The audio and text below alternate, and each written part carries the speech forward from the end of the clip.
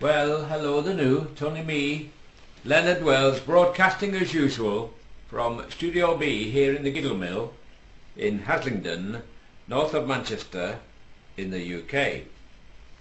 As you know, the Gigglemil and Studio B are state of the art, which means that the special effects in IMAX and 3D have got nothing on us. So Harry Potter, eat your heart out.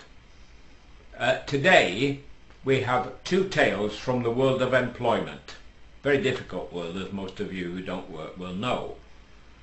And there's a salutary tale in story behind each one. So the two tales today, I will start with the story about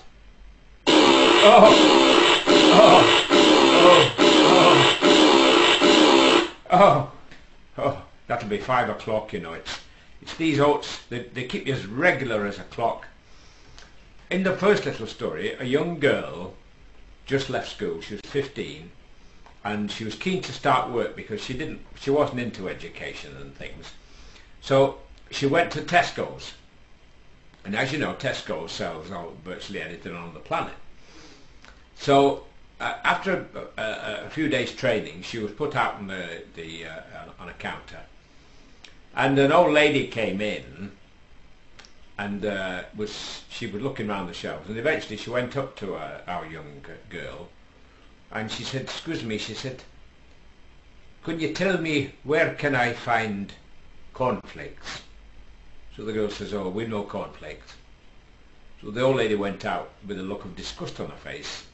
And the manager, who had been watching and listening on his CCTV camera, he calls her into the office and he says, "Now then," he says, "you're young," he said, "and you've not been here very long, so I'm not going to give you the sack. But you don't say things like that as you did to the old lady this morning." So the young girl said, "Well, what do I say then?" So he said, "For example, you should have said, 'I'm sorry, madam, we're out of cornflakes today, but we've got porridge oats, shredded wheat and all bran. Can I assist you with one of those?'" "Oh," she said, "now I've got the hang of it." So a couple of days later, the same old lady happened to be in the store, and by chance she went up to our young lady and she says, "Excuse me, but I can't find toilet paper."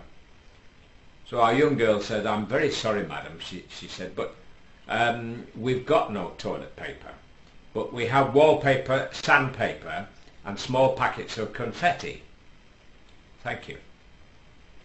In the second little tale, another young lady who had been employed as a chambermaid at all the top hotels in Dublin, she went for a job at a hotel in Limerick, as a chambermaid, of course.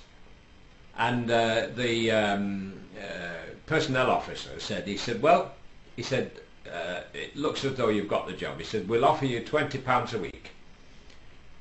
So our chambermaid says, "That's an insult." She says, "Me with 10 references?"